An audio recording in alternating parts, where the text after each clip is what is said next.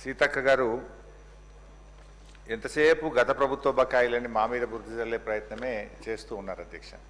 మా రిక్వెస్ట్ ఏంటంటే government is a continuous process. 2014-15లో బీఆర్ఎస్ ప్రభుత్వం వచ్చినాడు.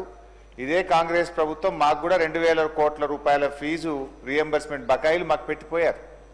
ఆ రోజు 2000 కోట్లు బకాయిలు పెట్టిపోతే మేము ఆ రోజు చెల్లించాం. మేము మీలాగా బకాయిలు పెట్టిపోయారు మేము ఇవ్వము అని అనలేదు అధ్యక్ష. Government is a continuous process అని చెప్పి ఆ రోజు 2000 కోట్ల రూపాయల బకాయిలు బీఆర్ఎస్ ప్రభుత్వం చెల్లించింది. ఇక రెండో విషయం అధ్యక్ష, బీఆర్ఎస్ హయాంలో అసలు ఫీజు రియంబర్స్మెంట్ ఇవ్వనే లేదు, జరగనే లేదు అనేటువంటిది పూర్తిగా సత్యదూరమైనటువంటిది. మేము పెద్ద నోట్ల రద్దు లాంటి ఒక ఆర్థిక మాంద్యాన్ని ఎదుర్కొన్నాము. 2 సంవత్సరాలు కరోనా వల్ల కూడా ఆర్థిక మాంద్యాన్ని ఎదుర్కొన్నాము. అయినప్పటికీ కూడా ఏ సంవత్సరం కూడా 2000 కోట్లకు తగ్గకుండా 9.5 సంవత్సరాల్లో 20,000 కోట్ల రూపాయలు ఫీజు రియంబర్స్మెంట్ బీఆర్ఎస్ హయాంలో చెల్లించాము. సో మా రిక్వెస్ట్ వల్ల కూడా ఇవాళ కాలేజీలు, డిగ్రీ కాలేజీలు, జూనియర్ కాలేజీలు ఇప్పటికే రాష్ట్ర వ్యాప్తంగా మూతపడ్డాయి అధ్యక్ష. సగానికి సగం మూతపడ్డాయి అధ్యక్ష. వాళ్ళకి ఏమవుతుందంటే అధ్యక్ష, కరెంట్ బిల్ కట్టకపోతే కట్ అయిపోతుంది, మున్సిపల్ ట్యాక్స్ కట్టకపోతే కట్ అయిపోతుంది, వాటర్ బిల్లు కట్టాల్సిందే, ఉద్యోగులకు జీతాలు ఇవ్వాల్సిందే. ఇప్పుడు 2 ఏళ్ళు 15 నెలలు 2 ఏళ్ళు ఒక్కసారి వరుసగా బిల్లులు రాకపోతే అధ్యక్ష కాలేజీలన్నీ కూడా ఆగమైపోయేటువంటి పరిస్థితి ఉంది. ఫైనల్ ఇయర్ స్టూడెంట్స్కు సర్టిఫికెట్లు రాక పిల్లల విద్యా సంవత్సరాన్ని కూడా కోల్పోయే పరిస్థితి ఉంది. ఇక్కడ ఒక విషయం కూడా సీతక్క గారు మా హయాం అన్నారు. యాక్చువల్లీ నేను కూడా ఫైనాన్స్ మినిస్టర్గా పనిచేసిన అధ్యక్ష. మాకేముంటుండే అంటే అధ్యక్ష, ఈ రైతు బంధు జూన్ జూలైలో ఒక 7,000 కోట్లు ఇచ్చేవాళ్ళం. నవంబర్ డిసెంబర్లో 2వ విడత రైతు బంధు 7,000 కోట్లు ఇచ్చేవాళ్ళం. ఎప్పుడైనా నేను కూడా డిసెంబర్లో మీటింగ్ పెట్టి జనవరి, ఫిబ్రవరి, మార్చ్ ఈ 3 నెలల్లో ఫీజు రియంబర్స్మెంట్ ఇచ్చేవాళ్ళం. ఎందుకంటే 2 సార్లు రైతు బంధు పోయినప్పుడు ఫైనాన్స్ మీద కొంత ఒత్తిడి ఉండేది. 2వ విడత రైతు బంధు అయిపోయిన తర్వాత జనవరి, ఫిబ్రవరి, మార్చి నెలల్లో ఎప్పుడైనా ఫీజు రియంబర్స్మెంట్ ఇద్దాం. మీరు వచ్చారు, అప్పుడు ఎగ్జాక్ట్గా అదే టైంలో మీ గవర్నమెంట్ వచ్చింది. కానీ పోయిన జనవరి, ఫిబ్రవరి, మార్చిలో ₹1 కూడా ఇవ్వకపోవడం వల్ల ఇవాళ ఇది పేరుకుపోయిన పరిస్థితి ఏర్పడ్డది.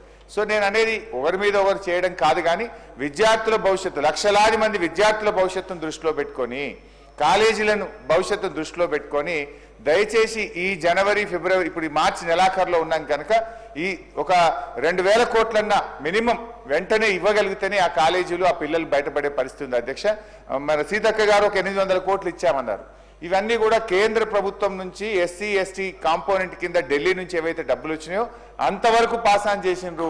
రాష్ట్ర ప్రభుత్వం నుంచి మాత్రం నిధులు విడుదల చేయడం లేదు. మీరు బడ్జెట్లో పెట్టారు, మొన్న బడ్జెట్లో పెట్టిందన్న ఈ మార్చి 31 లోపు తప్పకుండా విడుదల చేసి ఆ విద్యార్థుల భవిష్యత్తును, కాలేజీల భవిష్యత్తును కాపాడాలని మీ ద్వారా ప్రభుత్వాన్ని కోరుతున్నాం. గౌరవ మంత్రి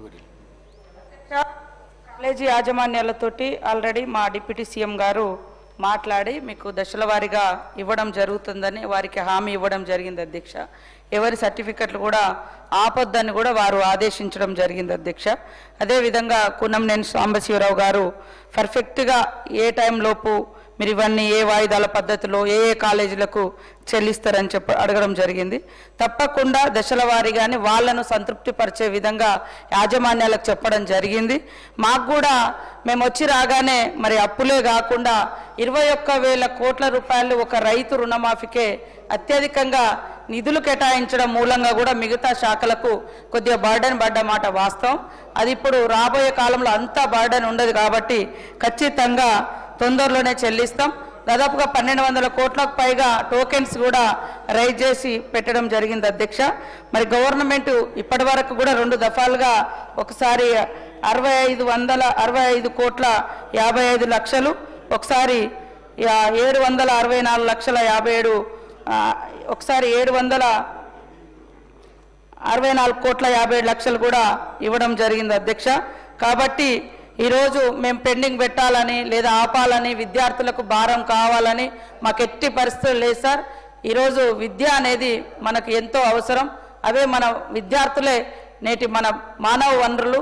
కాబట్టి ఖచ్చితంగా అవన్నీ క్లియర్ చేసే ప్రయత్నంలోనే కొద్దిగా డిలే అయింది. అందులో కూడా మీరు పెట్టినే మళ్ళీ మీరు పెట్టిరని అంటారు. అరే మీరు చేస్తేనేమో గొప్పగా చెప్పాలంటారు, మీ తప్పులు అడుగుతూనేమో అడగద్దు అంటారు. అరే మేము కూడా కడుతున్నాం, మేము కట్టలేదు అంటే కదా మీరు బాధపడాలి.